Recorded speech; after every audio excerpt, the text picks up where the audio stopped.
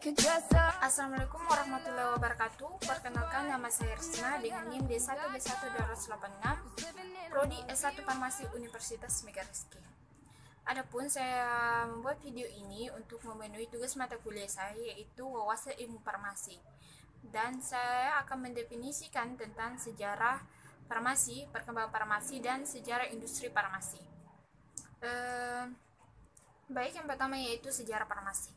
Kata farmasi berasal dari kata farmakon yang merupakan bahasa Yunani yang berarti racun atau obat.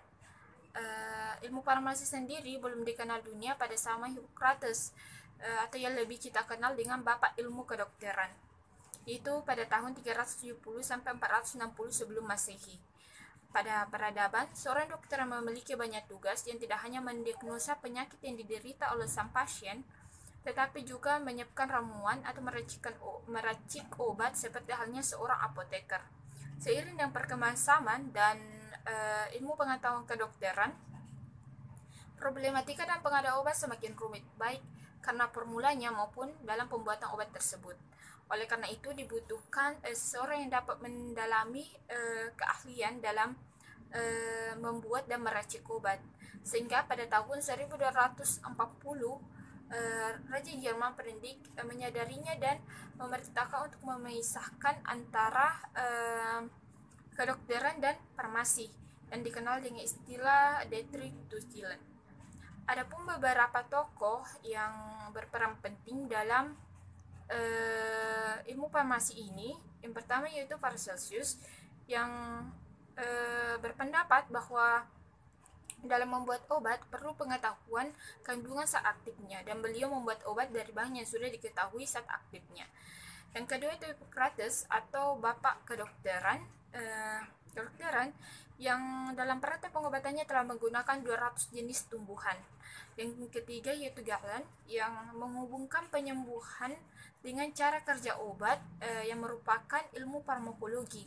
Yang keempat yaitu Ibnu Sina yang telah menulis buku tentang metode pengumpulan dan penyimpanan obat dan cara pembuatan obat seperti pil, sirup, dan suppositoria, dan menghubungkan pengetahuan pengobatan ini dengan beberapa negara, yaitu Yunani, Persia, India, dan Arab, untuk menghasilkan pengobatan yang lebih baik lagi.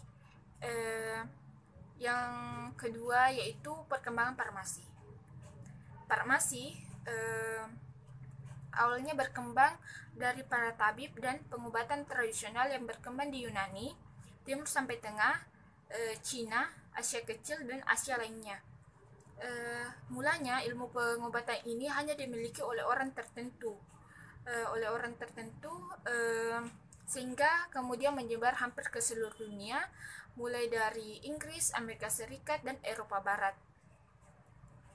Sekolah farmasi yang pertama didirikan yaitu di Philadelphia, Amerika Serikat pada tahun 1821.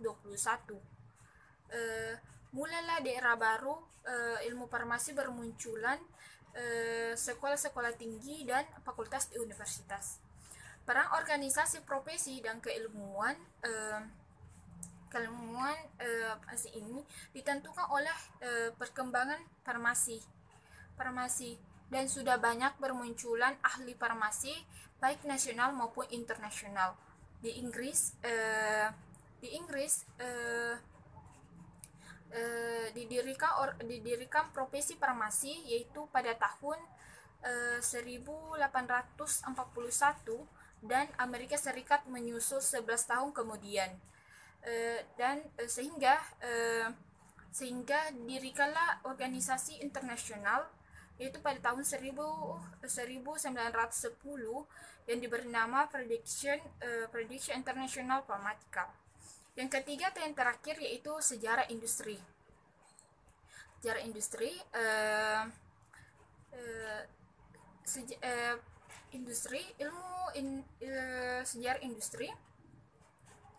yang dimulai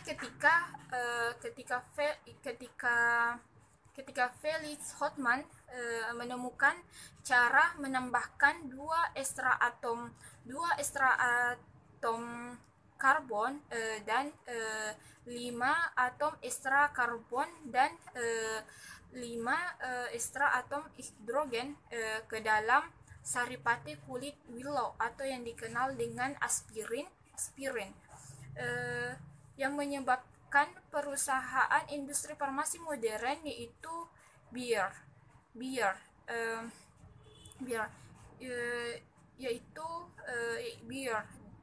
dan perkembangan R&D pasca Perang Dunia I.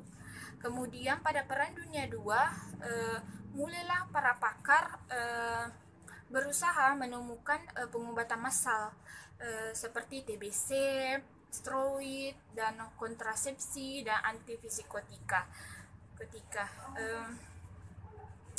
Dari sejak itulah perkembangan farmasi semakin berkembang yang didukung oleh penemuan baru di bidang lain, misalnya penemuan bioteknologi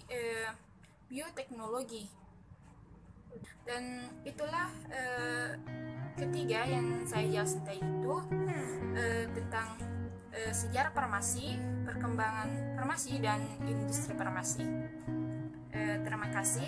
Assalamualaikum warahmatullahi wabarakatuh.